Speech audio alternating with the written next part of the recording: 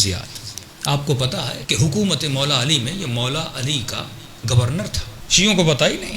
زیاد جیسا بندہ گورنر ہے علی بن ابی طالب کا، کہاں پر؟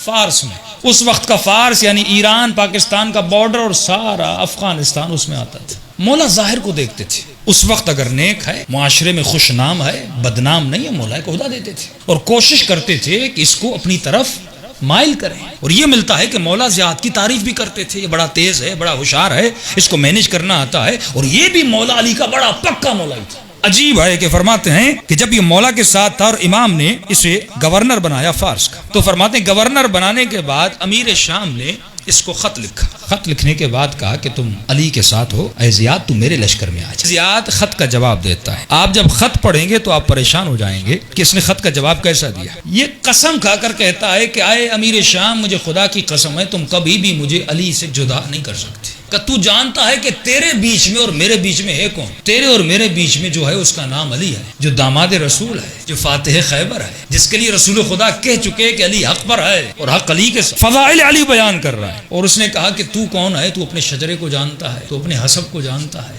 تو اپنے نسب کو جانتا ہے۔ بڑا کڑک سا جواب دیتا ہے معاویہ کو، لیکن ایک وقت آتا ہے معاویہ اسی زیاد کو اپنے پاس بلانے کی کوشش کرتا ہے اور اس کے بعد اس کو بلاتا ہے۔ اب غور مومن کو یہ کرنا ہے کہ زیاد بنا کیسے؟ یہ خط و کتابت تاریخ میں موجود ہے، اب طبری پڑھیں، طبری میں بڑے سارے واقعات موجود ہیں۔ زیاد کا تاریخ یہ ہے، یہ طبری بھی لکھتا ہے، ابن ابو الحدید بھی لکھتا ہے، ابو بلال ہیں اہل سنت کے بہت بڑے عالم دین ہیں، وہ بھی اپنی کتاب میں لکھتے ہیں۔ فرمایا کہ زیاد کو یہ بات بڑی چبھتی تھی، کیونکہ اس کو بھی پتا نہیں تھا، جیسے کوئی یتیم بچہ پلتا ہے اور بڑا ہوتا ہے، اس کو پتا نہیں تھا میرا باپ کون ہے، تو کچھ کہتے تھے زیاد ابن ابی، اپنے باپ کا بیٹا، پتہ ہی نہیں باپ کون ہے، کچھ کہتے تھے مرجانہ کا بیٹا، کیونکہ ماں کا پتا تھا مرجانہ کا بیٹا۔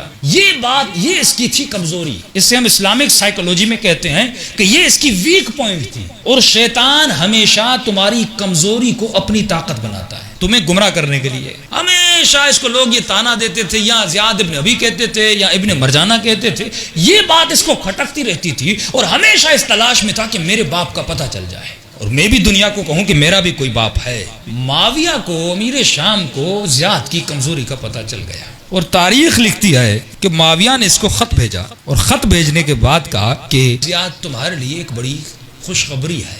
کہ کیسی خوشخبری؟ کا تمہارے باپ کا پتہ چل گیا۔ اس نے تعجب کیا، میرے باپ کا پتہ چل گیا؟ کہاں پتہ چل گیا؟ خلاصہ یہ کروں، اس نے کہا بھائی ہم دونوں تو بھائی ہیں۔ اس نے کہا آج کے بعد تم کہلاؤ گے زیاد ابن ابی سفیان۔ ابو سفیان بھی بنو امیہ کا کرتا دھرتا تھا نا، قبیلے کا ریس سردار ہو، اچانک یتیم بچے کو پتہ چلے میرے باپ کوئی سردار ہے اور میرا بھائی حاکم شام ہے، میں علی کا گورنر، بھائی حاکم شام۔ اس نے اسی وقت علی کو چھوڑا کہ بھئی میں تو ابو سفیان کا بیٹا ہوں، بھائی معاویہ ہے تو بھائی کی مدد کروں گا، علی کی مدد کون کرے گا؟ اب علی کی محفل کو چھوڑا اور سیدھا چلا گیا کس کے پاس؟ معاویہ کے پاس۔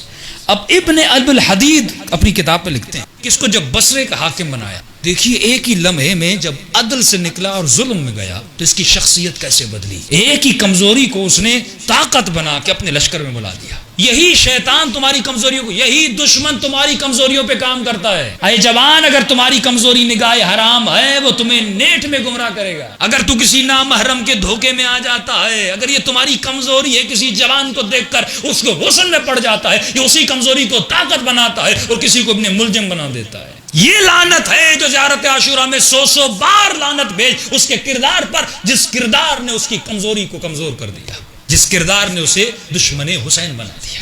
اب ابن ابو الحدید لکھتے ہیں کہ اس کو بصرے کا حاکم بنایا۔ یہ بصرے میں اس زمانے کا بصرہ بہت بڑا تھا، یہ آج بصرہ بہت چھوٹا ہے۔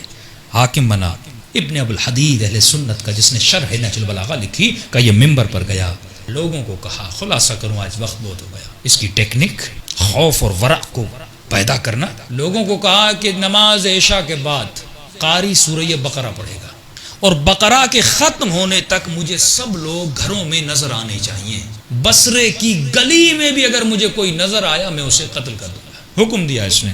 ابن ابو الحدید کہتا ہے کہ پہلی رات سورہ بقرہ ختم ہوئی اور گلیوں میں گئے، 700 لوگ ملے، 700 لوگوں کے گلوں کو کاٹا گیا۔ دوسرے دن 500 لوگ ملے، دوسرے دن 500 لوگوں کو مارا گیا۔ تیسرے دن ایک آدمی ملا، اور وہ آدمی بھی وہ تھا جو بصرے کا نہیں تھا، بیچارہ باہر سے آیا تھا۔ ایک بدوی عرب تھا، اسے پتا بھی نہیں تھا شہر میں یہ اعلان ہوا ہے، بیچارہ اپنا اونٹ لے کر آیا اور اونٹ کو چلا رہا تھا، سپاہیوں نے پکڑا، ابن زیاد کے پاس لے گئے، اس نے زیاد کو کہا بھائی مجھے تو پتا ہی نہیں تھا، پتا ہوتا میں شہر میں آتا ہی نہیں۔ زیاد نے کہا نہیں، اگر قانون کو نافذ کرنا ہے تو تجھے مارنا پڑے گا، اور اسے مار دیا۔